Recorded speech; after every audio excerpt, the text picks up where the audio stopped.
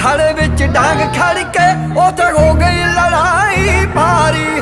ਅਰਜਨ ਗਏ